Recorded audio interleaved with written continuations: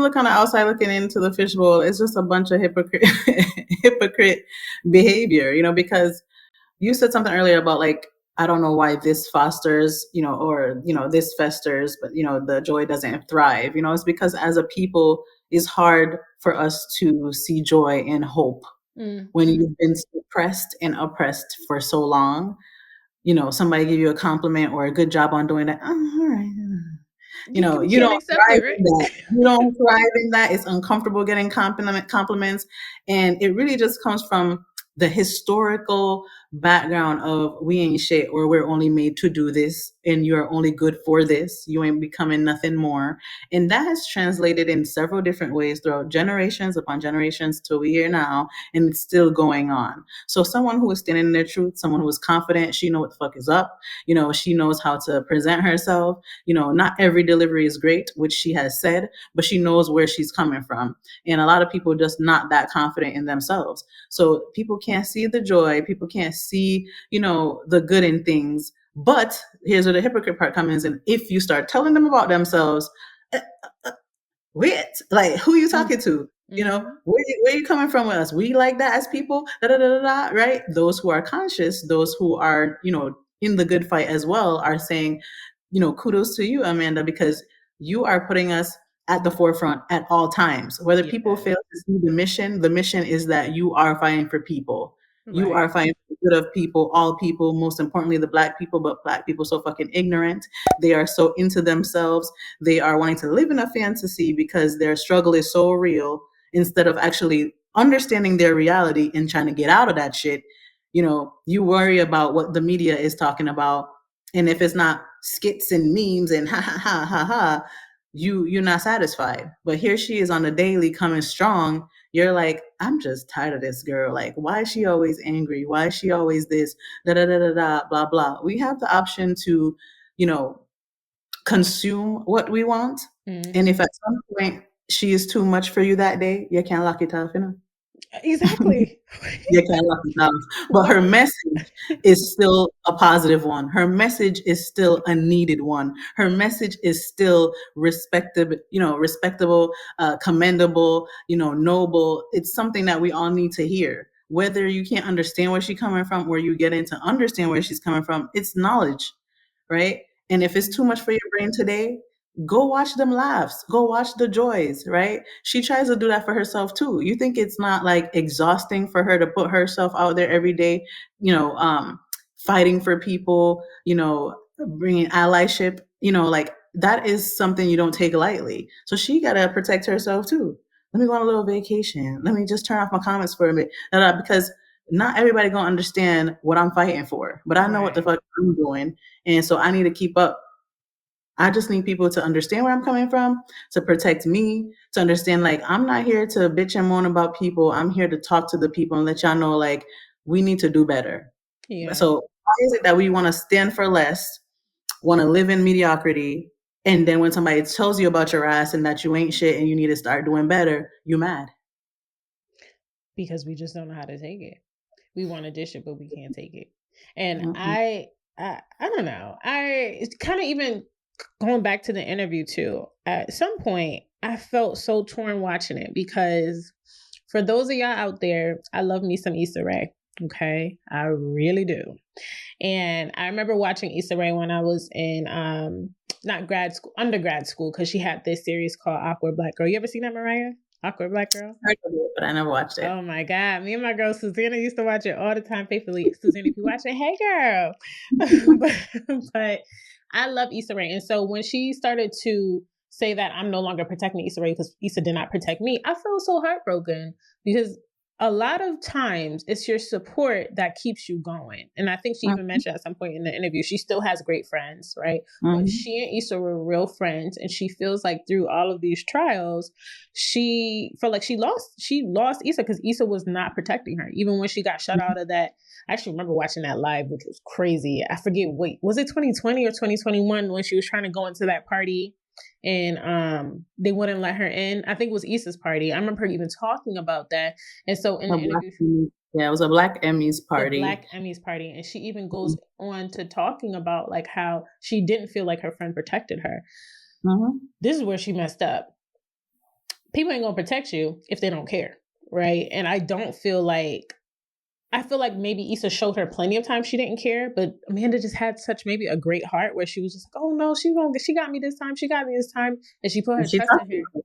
Mm-hmm. She put her trust in it so much, right? And to the point where she hated her, where she failed her, right? And then it made me even think about like people in general. So outside of Amanda, like how many of us have had friends or just relationships where we're just like, okay, I'm gonna keep trusting this person, Oh, they keep letting me Because down. you are the type that see the good in people. That's what she Mm-hmm. said. She said, I'm a type where I'm a happy person and, I want everybody to be loved and I want to be loved. So we all in a good space. I always want to see the good in people. So I'm giving chance after chance thinking that, that was just a mistake or F up.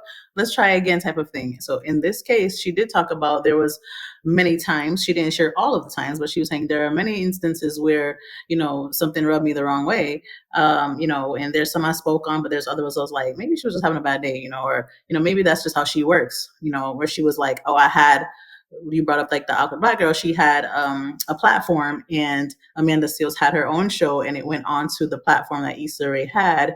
And she didn't do anything for the show. It was just carrying like the platform for it. And she asked like Issa to promote the show and she did not. So like tweet about it or whatever about it. And she didn't. So she was just like, that didn't change like my view or my character of her. It just made me see that that's probably how she works. But I feel like if you're a girl's girl and somebody asks you to promote my thing, what is I gonna take off of you?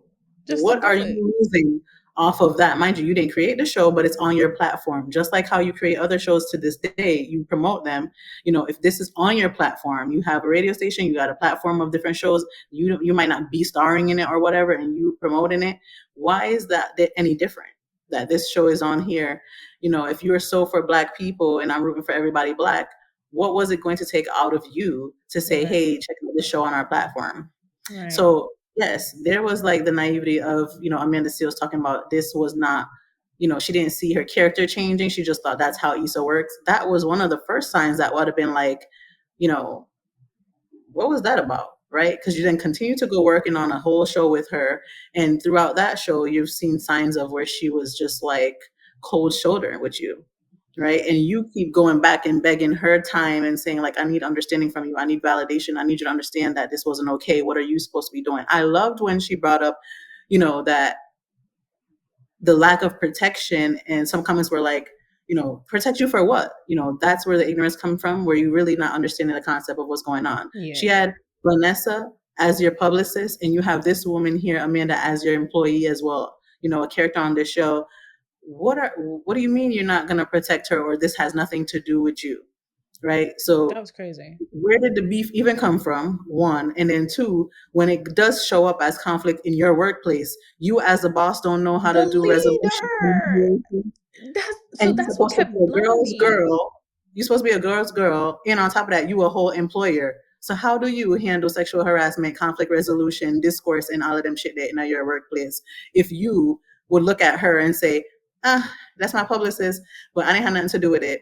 And now she's coming back again weeks later, sabotaging me in my career, and you still don't feel like this is harassment and this is slander and that you should be doing something about it, having a sit down, hashing out whatever. So back to your point of, you feel like she didn't do anything because she didn't care. We don't have the history of why she started not caring about her, but it just seems like she just didn't like something about her, right? There are certain things that people are just gonna stand on, whether she don't drink or she's not a partier, or she seemed uppity, and she claimed that she's not, right? She just has a different way of speaking. She carried herself a different way. And why does that make me unlikable, that I don't want to be with sitting down with your crew drinking and carrying on? People have different friends for different environments, different settings. So why couldn't it be a situation like that? Instead, you have your publicist having so much power over the guest list and like other employees, as if she's not an employee herself. What kind of business are you running? Right? And that's what made me so sad, because this was my first time. And again, we can only take things with a grain of salt, but this was the first time of me hearing that this was Issa's demeanor, and you're supposed to be a friend. So and this is why work friendships sometimes get a little iffy, especially if you are in a position of power. But either way, take that aside. she did have the say. If this would, if her publicist was just like, oh, this person is not coming on to the getting in because I don't like them, Issa should have been like, hold on, but that's my girl, Mariah. If hold on, let's be so real.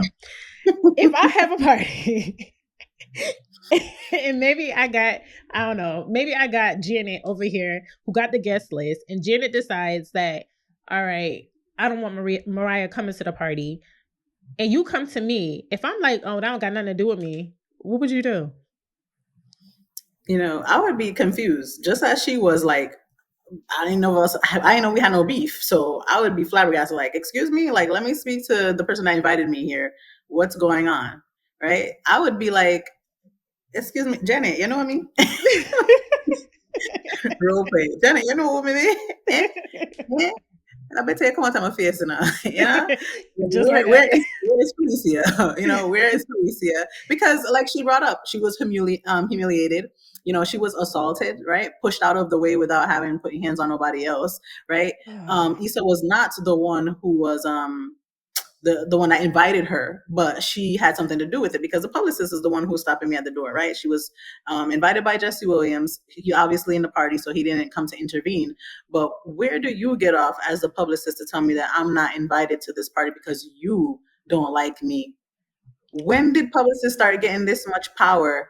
Right. And I'm not saying she's no assistant and then she ain't got no role, but stay in your place, because now if this is the boss and I don't have no beef with her, that means that sounds like a personal issue. That sounds like it has nothing to do with work and you bringing it into work. So now it becomes your responsibility, Issa, right? So yeah, so to hear everybody else saying they have all these great experiences about Issa and how Shannon Sharp brought up Lil Rel was like she's creating platforms and, you know, everyone in the set just be women. She's a women empowerment, blah, blah, blah.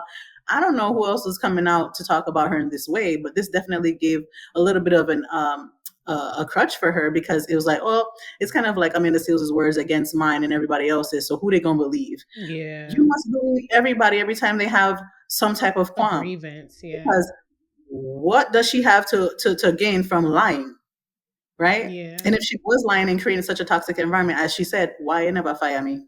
If I was so bad, and that's why wouldn't you fire me? So that's why I'm like, people are sitting here just gung ho on the wrong things, and she's speaking like procedurally.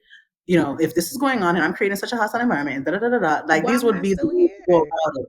So it's just not adding up, right? It's not adding up how people are going about these things, how people are treating her, the words they're spewing out, and then there's no care in what is going out because it's landing on ignorant people's ears who are just taking it and run. Well, I heard she was so and so blah blah. She was smearing this other man campaign and like, you heard from where?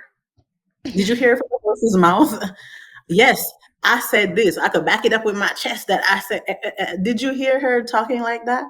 You know, it's just like, well, she's not gonna say it, like, because she didn't do it. right. You know, like, I don't know. It's just so hard for people to see people thriving. You know, like it's just sad. It really is. And at the end of the day, too, I do still hold respect for Amanda, because even through that whole situation with Issa, she still acknowledged, like, yeah, she's doing great things. You know, like she's still putting people on, so to speak, right? And she's still making content. Like she is in a space where Black women never really had this opportunity before. So she's becoming one of the not ringleader, what do you call it? Like spearheading this movement for Black women, which is great.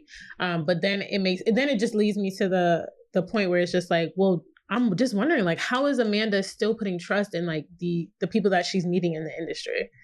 Right? Because all brings that up. That she got low self-esteem, and then she's always looking for people to accept her. So it really is like, I'm gonna go. She don't go in blind, but it's just like she's not reading the room, right? She's not reading the social cues, and she's not expecting to go in feeling hurt.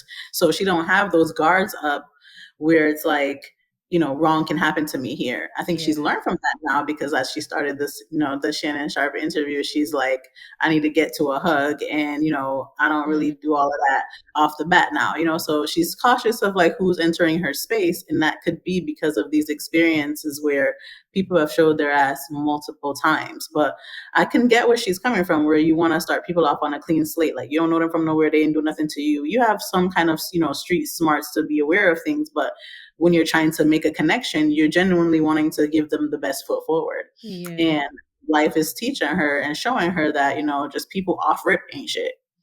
It makes me sad. It really does.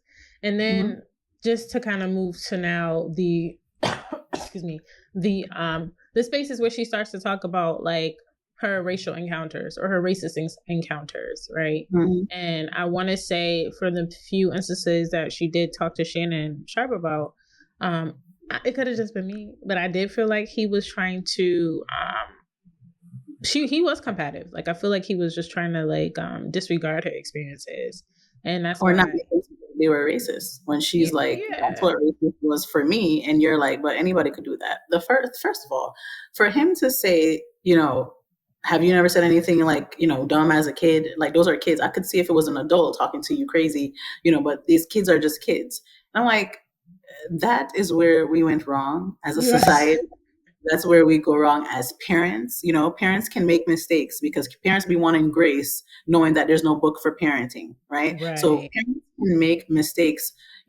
Where do you feel like kids learn, inappropriate language, defamatory language, racist language, and then grow up to be adults using said language? Where do they learn it from? You think kids just pop up on the earth by themselves? It took everything in me not to turn it off, right? Because it felt so ignorant. And I almost felt like, whoever, I don't know if he produces his own show, but I was just like, did the producers tell him to be this way with her? Because it's just like, do you not, how does a kid learn to be racist? Be so for real, right? They have to learn from their parents. Ignorant. They have to learn from their environment. So if a kid is racist, they are racist. That's what it is. Because like you said, like, kids are just saying whatever they hear from parents. That doesn't mean they know what it is. And then her argument back was like, but I know how it lands, right? I know how it feels when it hit me. And I'm sure that kid, if they don't know what their parents said to them, and they go off and repeating it, just the reaction that you get from the person you spewed it at alone can let you know, like, maybe that wasn't good, because, they didn't laugh. They didn't for real though. They were like 7 and 8, right? 8, 9, 7, 8, 9. One of her examples, she was 10. Like, these are kids that are in 3rd, 4th, 5th grade. You're talking about, like, you are articulate, to a standpoint at that time. We're not talking about a 3-year-old that's out here saying like the N-word, right? You're talking about kids that are in grade school and having the capacity to know that calling someone out of their name is inappropriate, right? And where are they learning that language? From home, from the neighbor, whatever. You're learning it from the community, and it's not okay, right? So yes, kids can say things that are hurtful, are mean, and we acting like kids as young as elementary age school are not committing suicide. So where is he getting off to say that kids are not racist and that kids are not? I don't want to believe he's this ignorant. I don't want to believe he's this ignorant. I would believe it. He might as Club Shay Shay, but ain't nobody telling him, how to perceive things. I think in this interview where he went wrong was that he kept interjecting with his own experience, and looking dumb, instead of having her express what she had to say, and then him kind of coming up with a question or some type of, validation after that, right? She should have went on Cam's podcast. That's where she should have went. Something, and maybe this will deter her from going on things for a while, but she gonna have to assess, because she went on this thinking she was getting the same treatment as everybody else, as she stated. But I guess everybody else ain't like you. You are very unique, and you go into this space with this man who's just not prepared to talk to you about things from your, point of view. He was acting like he was one of the people in the comments, coming back. So I got her in front of me now, y'all. So we all gonna talk to her about, so why you saw it that way? You don't think that that's just some agenda? Da, da, da, da, da. And then she's like, hold up, why do I feel like you're questioning my experience like it ain't valid? And he's like, well, I'm not trying to do that, but you got to see that the world works like XYZ, da, da, da. The world works how she see it at the age of fucking 8. You know, how are you going to tell a child what she didn't experience? So this is actually a good example. Okay, let's say there is an 8-year-old out there who is constantly being detested about their experience. That creates such a negative foundation for them. Those For kids sure. that go ahead that are told like, so imagine somebody's telling Amanda, oh, they're not being racist or they like you, they're just playing, but she knows When deep she get that down. information later on, she gonna be like, "That's just how people treat me because I thought it was okay." Exactly. And this foundation that God, thank God, Amanda's not 8 or 10, right? But this happens to 10-year-olds, 8-year-olds, kids every day. And then those kids who are being minimized, like their feelings are being minimized or what their thoughts are, they're being minimized. They grow up to be Mhm, adults who become people pleasers. They become mhm, very insecure. I mean, mhm, Amanda is she has low self-esteem for another reason, or probably in part of that reason, right? Because mhm, she never really shared what her experience was like once they would say that. Like, I don't know if she would go home and cry, if she would go tell her mom. I don't know if she told the producers. If she did share it, then I missed it.